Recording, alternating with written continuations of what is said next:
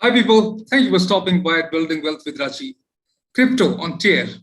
Solana all-time high, Ethereum all-time high.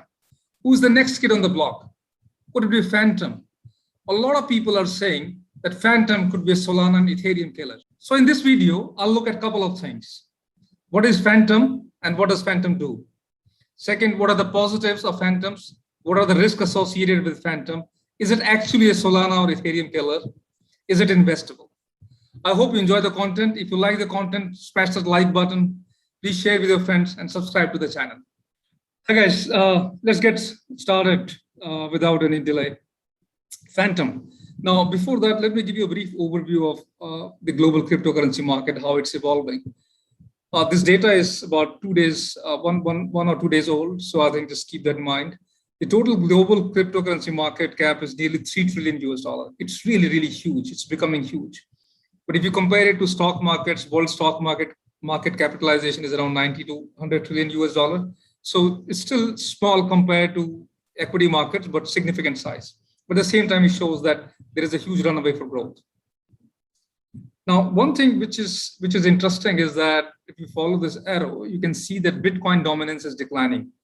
It just simply means that other coins in the market, they're becoming important. Or in other words, the market is becoming more broad-based, and it's a healthy sign for crypto market. Now, why Fantom is getting so much of attention?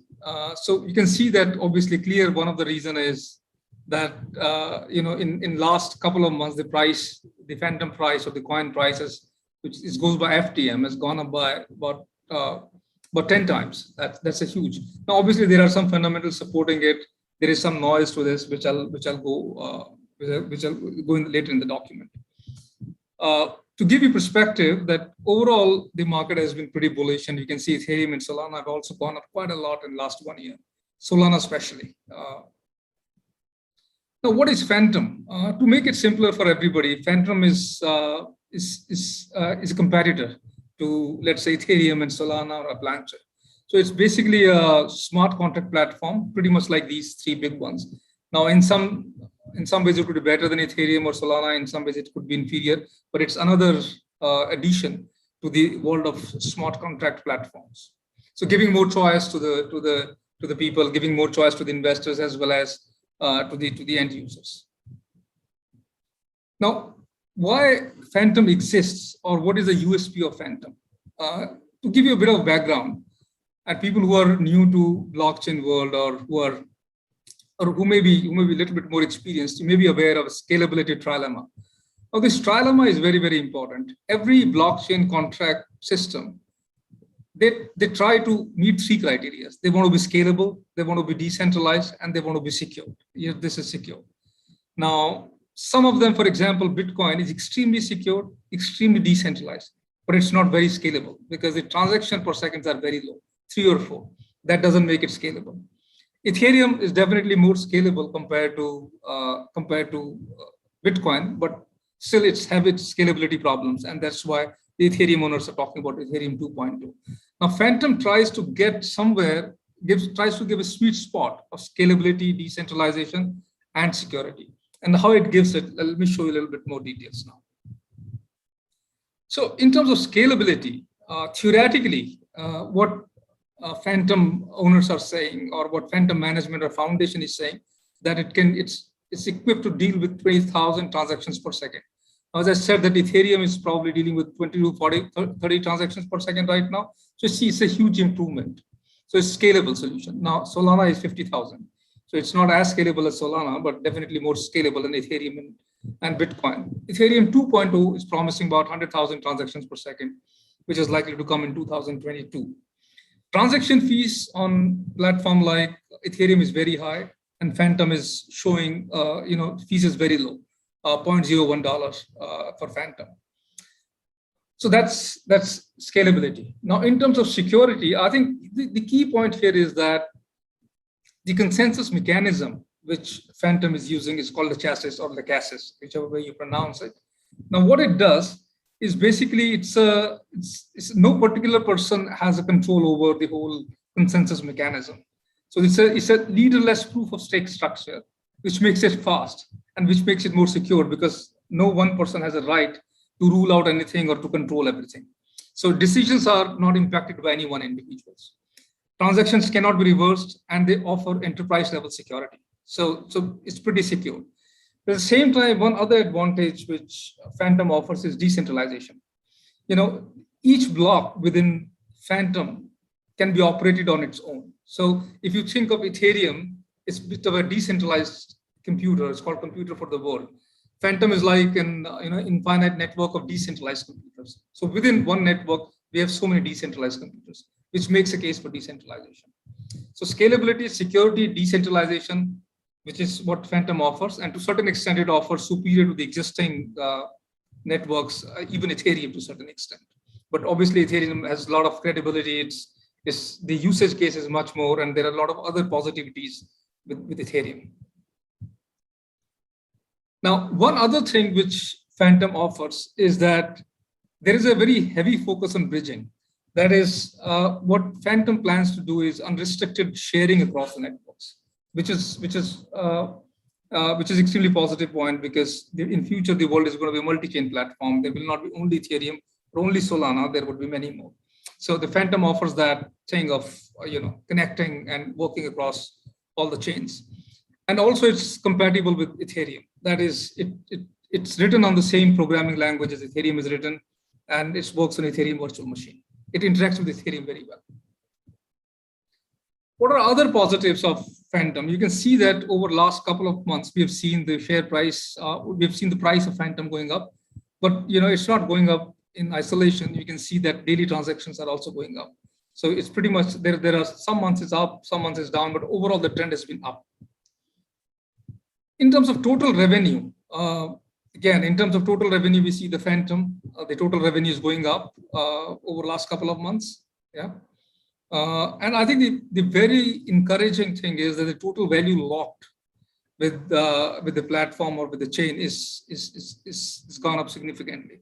So as I said, the data is a day or 2 days old. The total value locked stands about 5.63 billion. Now, this is quite substantial. If you see that the bigger network like Ethereum have about 175 billion locked with them, but then at the same time you have established players like Polygon as 5 billion. So if you compare, then it's a pretty encouraging sign for Fantom. Total value locked, you can see below what it is, basically sum of all assets deposited in the system. So it basically shows how much interest the system is getting, how much confidence the system is getting. Higher it goes, better it is for Fantom to gain credibility. Now, team is a very important part of any particular project or any foundation, and this is the team. So the earlier CEO is not there anymore. There's a new CEO, Michael Kong.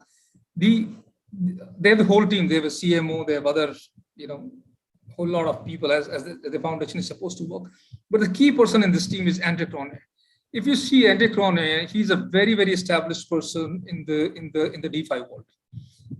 He's been part of several established projects. He has a name in the industry. He holds a lot of credibility, and he's a key to the team. Now, another reason why Fantom could be an attractive opportunity, or people may want to look to invest, is the runaway to growth. Fantom is, in terms of market capitalization among all the major chains, is the smallest one. If you see the Fantom market capitalization is 7 billion. Solana is 73 billion. So Solana is almost 10 times for Fantom.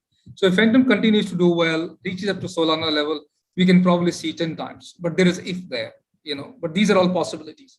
Ethereum is 527 billion. So if you see that it continues to do well, these are some benchmarks where it can reach. It can be 3x, 5x, 10x, 20x, depending on how it does. But there is a room for growth. Now, another attractive thing for Fantom is the rewards. I mean, you can lock your tokens. If you lock it for a year, you get 13% APY, which is quite attractive. Banks will give you 1%, 2% on your money, and Fantom is giving you 13%. And if you don't want to lock, then obviously 4% per annum you can get it. There are quite a few things Fantom is doing of late. They're going into NFT marketplace as well. Fantom Foundation is coming up with an incentive program for builders, which shows that their seriousness, their commitment to the industry. Now, these are the positives. But what are the risks associated with Fantom? Now, as we talked, one of the thing is their compatibility with Ethereum. That is one of the big positives. But at the same time, it could be a big negative also. We can see that so far, Fantom doesn't have a proprietary software development kit.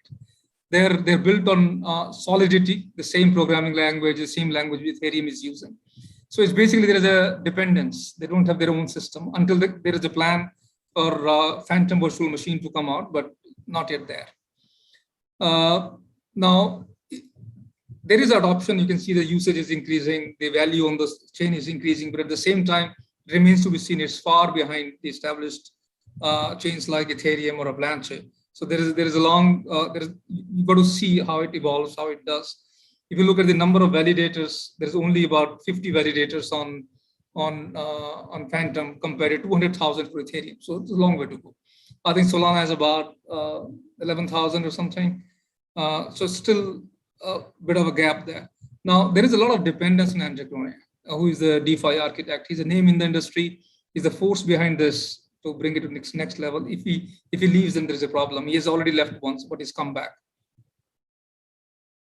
So where do we stand on Fantom? Yeah. Just to summarize, if you look at what it is, it's a great technology. It's a great team. There are development plans in place. They're doing all the right things right now. But do we think they're at the same level of Ethereum or Solana? No. I think Ethereum and Solana have their own positives, and they're far bigger system in place. So nowhere Fantom is a Ethereum or Solana killer. It could be a small Ethereum or small Solana in some way. In terms of vulnerability, is too dependent on Andrew Crone. There is a dependence on Ethereum software toolkit. There's quite a bit to prove. It's like a startup in a slightly later stages, which is trying to scale up and trying to look up to the big boys. But there is quite a bit of gap to do, and there's quite a bit of work to do. So what should be the investment strategy? And I can tell you what is my investment strategy. A lot of credentials and a lot of steps they're taking, and the market is also getting interested in them. Fantoms looks like it could be a good long-term hold in your portfolio. Yeah, but I'll be hesitant to put a lot of money in it. I would start very small. In fact, I've picked it and I put a few $1,000s in Fantom already. Now, for the first buyers, if you're buying crypto for the first time, then I don't think Fantom will be the right place for you to start. You might want to start with Ethereum or Solana first. It's a side dish at the moment. It's not the main dish. And as you gain confidence in it, and as you see that the adoption is increasing, it could be 3 times, 5 times, 10x, but depending on how the management executes, how the foundation executes, what is the adoption? For the crypto market, it's still the beginning. So as you gain confidence, as the adoption increases, you might want to increase it, and you might want to dollar cost average. That is, every month you probably want to put a few $100s so that you can smoothen out your price volatility. So these are the few things. Good long-term hold it could be, but on the watch, you have to be cautious with it. You cannot just go all in once. For overall crypto general comment, I take a portfolio approach. Not one crypto. There are about 7 or 8 cryptos. I have blue chip cryptos in my platform, so my risk is diversified. I do care about the upside, but the risk management is most important. So this is where I'm at Fantom. This is what I think about Fantom. Hope you find it useful. If you find it useful, give me a thumbs up, follow the channel, share it with your friends, and see you soon.